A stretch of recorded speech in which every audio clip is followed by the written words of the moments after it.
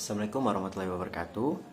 Perkenalkan, nama saya Muhammad Alfreza dari kelas 1 TB3 dengan NIM 94202562. Di kesempatan kali ini saya akan membacakan materi bab 5, yaitu bagaimana membangun paradigma Qur'ani di poin D, membangun argumen tentang paradigma Qur'ani sebagai satu-satunya model untuk menghadapi kehidupan modern, di halaman 142. Coba Anda gali kembali dan pahami pendapat yang pernah disampaikan oleh Shakib Arslan dalam bukunya Limadza Ta'akhmaral Muslimuna wa Taqma Ghairum. Artinya, mengapa umat Islam mundur sedangkan non-Islam maju?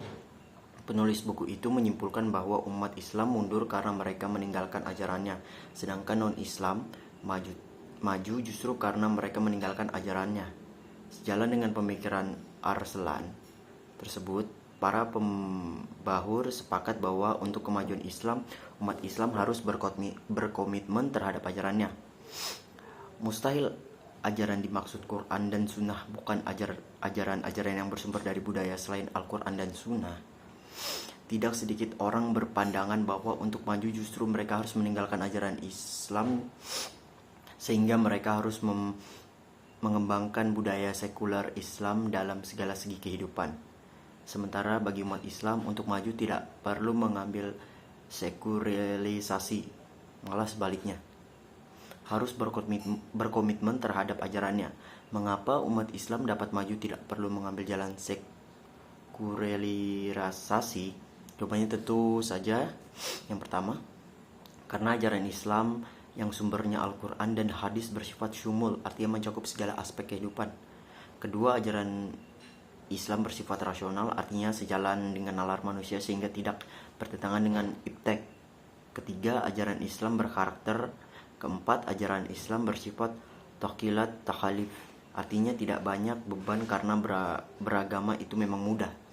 Dalam arti untuk melaksanakannya berada dalam batas-batas kemanusiaan, bukan malah sebaliknya.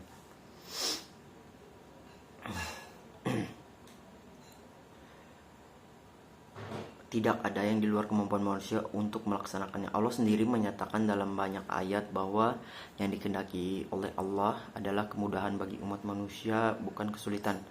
Menjunjung tinggi kesempatan, egaliter, keadilan, rahman dan berkah bagi semua. Kelima, ajaran yang diingat Al-Quran berkarakter ijaz, artinya bahwa redaksi Al-Quran dalam mengungkap berbagai persoalan, informasi, kisah, dan pelajaran selalu dengan gaya bahasa yang singkat, padat, indah, tetapi kaya makna, jelas dan menarik. Agama yang mempunyai prinsip seperti itu adalah agama masa depan dan agama yang dapat membawa kemajuan. Perlu juga ditambahkan adanya faktor persesuaian antara akal dan wahyu. Kebenaran wahyu adalah absolut. Argumen akal tentang kebenaran wahyu tidak memberikan pengaruh sedikit pun terhadap kebenaran itu. Demikian sebaliknya, argumen akal yang menyatakan ketidakbenaran wahyu tidak lantas membuat wahyu itu menjadi tidak benar. Akan tetapi, apabila akal melakukan penalaran yang valid, maka ia akan sesuai dengan kebenaran wahyu.